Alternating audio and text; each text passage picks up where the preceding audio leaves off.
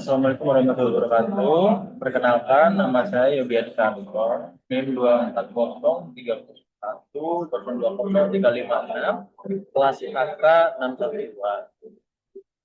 Saat ini saya akan jelaskan tentang proposal penelitian akuntansi, proposal penelitian lanjutan dari tugas maupun UTS bab 3. Saya lengkapi di sini.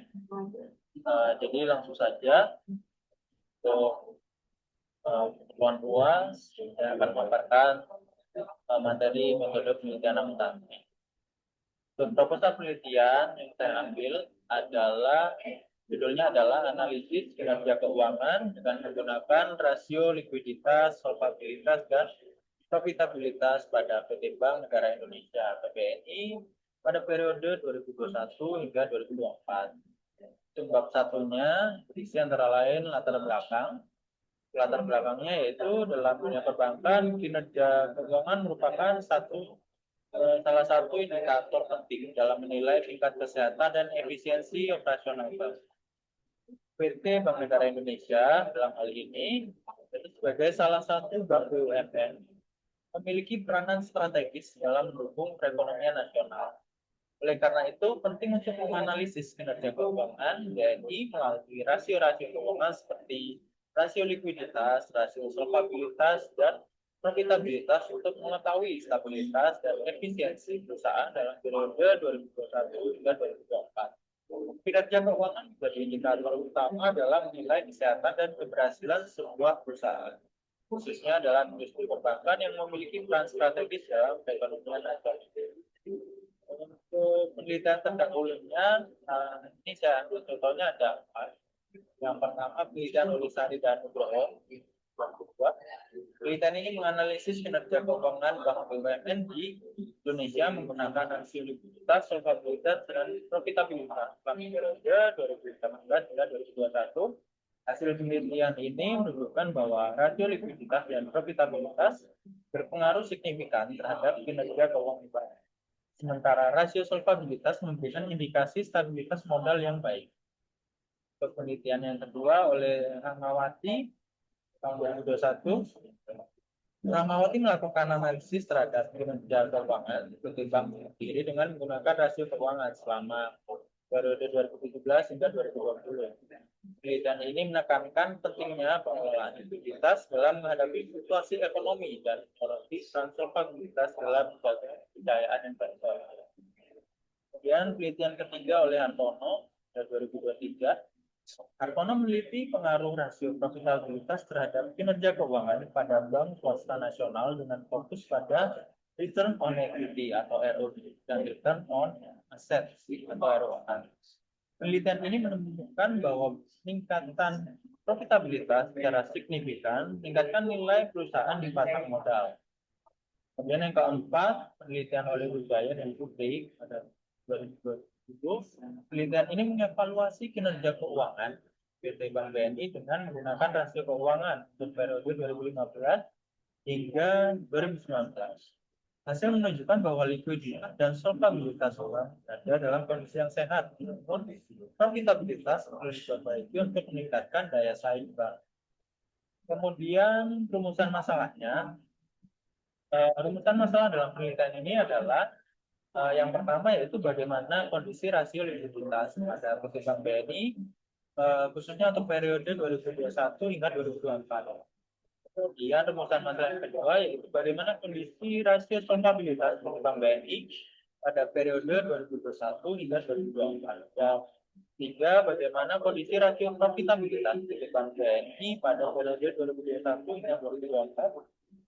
Untuk rumusan masalah yang keempat yaitu bagaimana pengaruh rasio likuiditas, solvabilitas, dan profitabilitas terhadap kinerja keuangan Bank BNI selama periode 2021 hingga 2024. Ini bahas secara keseluruhan ya.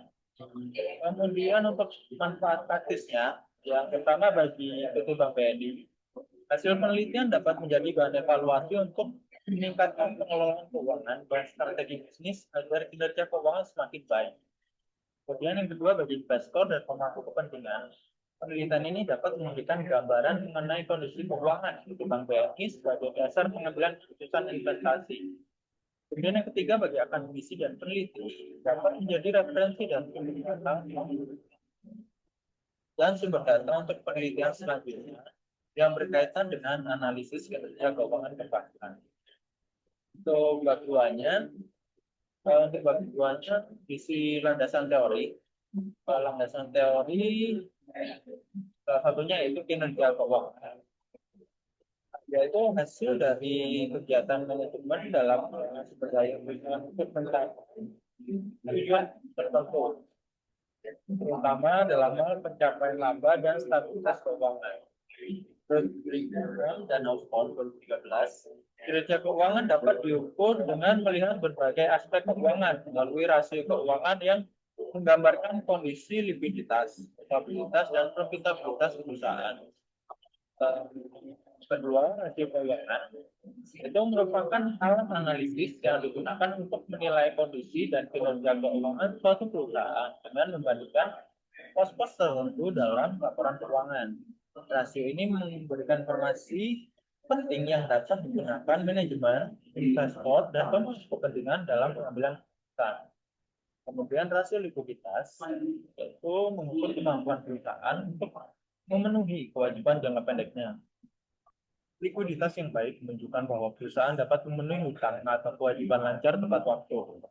Contoh rasio likuiditas adalah current ratio dan quick ratio menurut Moore dan Wajowicz 2009.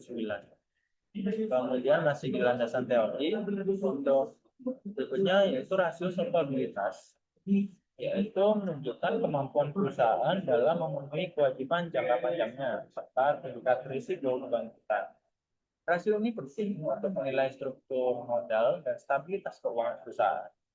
Contoh rasio solvabilitas antara lain debt to equity ratio dan debt to asset ratio. Gitman 2015. Berikutnya adalah rasio profitabilitas. Rasio profitabilitas mengukur kemampuan perusahaan untuk menghasilkan laba dari aktivitas operasional. Rasio ini mencerminkan efektivitas manajemen dalam mengelola aset dan modal untuk menghasilkan keuntungan. Rasio profitabilitas adalah return on asset, ROA, dan return on equity atau ROE. 2012. Analisis rasio dalam perbankan jadi sangat krusial karena bank berperan sebagai lembaga intermediasi keuangan. Rasio likuiditas memastikan bank mampu memenuhi kewajiban dana pihak ketiga. Rasio solvabilitas menjaga kesehatan modal bank, dan rasio profitabilitas menunjukkan efisiensi operasional dan kemampuan bank. Kemudian berikutnya adalah teknik pengambilan sampel. Dalam penelitian ini, teknik pengambilan sampel dilakukan dengan menggunakan purposive sampling atau sampling purposive, yaitu pemilihan sampel berdasarkan kriteria tertentu yang sesuai dengan tujuan penelitian. Adapun sampel yang diambil adalah laporan keuangan tahunan untuk Bank BNI selama periode 2021 hingga 2024. Yang akan dianalisis untuk menilai kinerja keuangan berdasarkan rasio likuiditas, dan profitabilitas. Alasan pemilihan sampel ini adalah karena laporan keuangan tahunan merupakan sumber data yang menggambarkan kondisi keuangan perusahaan secara menyeluruh. Periode 2021 hingga 2024 ini karena mencakup masa terkini yang relevan dengan kondisi ekonomi dan dinamika industri perbankan. Kemudian jenis dan pendekatan penelitian. Penelitian yang digunakan adalah deskriptif kuantitatif, yaitu suatu pendekatan yang bertujuan untuk menggambarkan dan menjelaskan fenomena tertentu melalui pengolahan data. Penelitian kuantitatif bersifat objektif dan struktur sehingga dapat digunakan untuk menjelaskan bagaimana kondisi kinerja keuangan suatu perusahaan berdasarkan rasio-rasio keuangan. Penelitian ini adalah deskriptif karena tujuan untuk menganalisis dan menunjukkan gambaran secara sistematis mengenai kondisi keuangan PT Bank BNI periode 2021 hingga 2024. Penelitian ini tidak menguji hipotesis, melainkan bertujuan untuk mengetahui dan menganalisis perkembangan tiga keuangan perusahaan berdasarkan hasil perhitungan rasio likuiditas, probabilitas, dan profitabilitas. Objek penelitiannya, objek dalam penelitian ini adalah penelitian keuangan di Bank BNI yang sudah analisis berdasarkan laporan keuangan selama periode 2021 hingga 2024. Menggunakan rasio keuangan, rasio likuiditas, rasio stabilitas, dan rasio profitabilitas. Kinerja keuangan dan analisis berdasarkan data laporan keuangan periode tersebut dari 2021 hingga 2024. Kemudian untuk waktu dan lokasi penelitian, penelitian ini bersifat pustakaan atau library research dan dilakukan secara daring atau online, sehingga tidak dilakukan di lokasi fisik tertentu. Data diperoleh melalui akses terhadap situs resmi PT Bank BNI di .co.id, Bursa Efek Indonesia, IDF.co.id, serta sumber data seputar lainnya yang relevan. Tapi pelaksanaan penelitian direncanakan mulai bulan Agustus hingga Oktober 2022. Dan jenis dan data yang internasional penelitian ini adalah data kuantitatif sekunder yang datanya telah tersedia dalam bentuk laporan keuangan tahunan dan dipublikasi oleh perusahaan maupun lembaga keuangan yang berwenang. Sumber data utama dalam penelitian ini meliputi satu laporan keuangan tahunan Bank Negara Indonesia periode 2021 hingga 2024, laporan tahunan BNI, data pendukung dari situs resmi Bursa Efek Indonesia atau BI, aplikasi resmi dari Otoritas Jasa Keuangan atau OJK, teratur dan jurnal relevan dengan topik analisis rasio keuangan. Kemudian analisis data dalam penelitian ini dilakukan dengan menghitung dan menginterpretasikan rasio-rasio keuangan berdasarkan data dan dapat penjelasan lanjut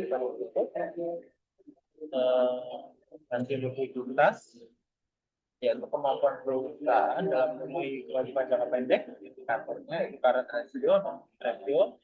Kemudian untuk rasio solvabilitas, yaitu kemampuan perusahaan dalam memenuhi kewajiban jangka panjang atau berkelanjutan, indikatornya yaitu debt to asset ratio, debt to equity ratio.